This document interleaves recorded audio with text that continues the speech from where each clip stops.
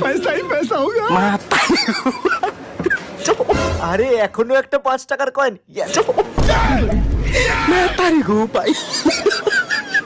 এখনো একটা 5 টাকা।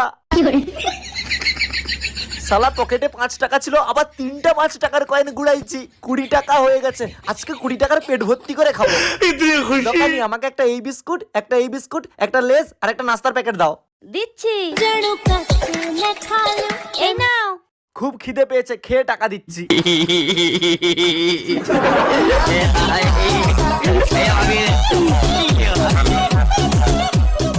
ধরো তোমার টাকা।